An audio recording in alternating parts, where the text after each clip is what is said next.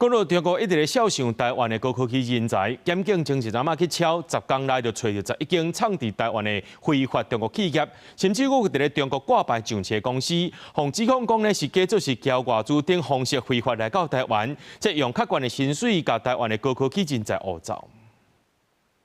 在安克，你有機會成為一個真正的創造者。創辦人親身上場翕校園節目影片，佇上海證交所上市的中國企業安克創新，佇行動充電領域排全球第2，不過煞涉嫌佇台灣非法搶人才。未來長期的，我們是用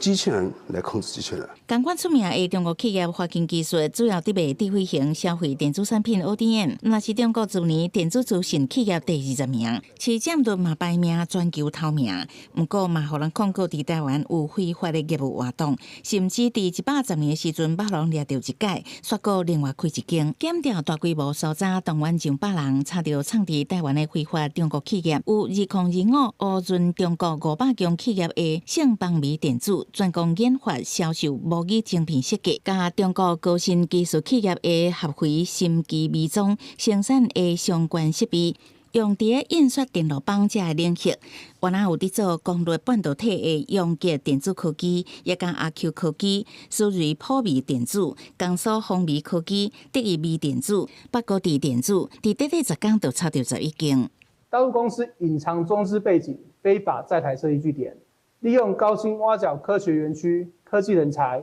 以及模擬晶片研發、AI 人工智慧視覺檢測等高科技技術。中國企業假交外資，也是找國人做伙暗崁中資的身份，無經過許可來台灣設據點，為 IC 設計、PCB、人工智慧產業鏈有關的高科技人才攏有。不過學者提醒，互高薪升起的同時，若是技術互偷摕去，當初講好的承諾有可能會跳票。台灣一直常忽略一件事情，就是在中國是黨國不分嘛，它本質上就是帶着民營企業的這個外套，然後呢，他想要增加他們的科研能力也好，甚至是說這些技術的發展也好，那就透過這種白手套的方式，建立很多研究院，找了很多研發人才。那個人的這個發展有可能無法度實現。專家分析，為咗中國的企業，無排除有中國政府的勢力甲色彩佇咧背後大規模主導，一步一步把咱國的技術攏偷摕去，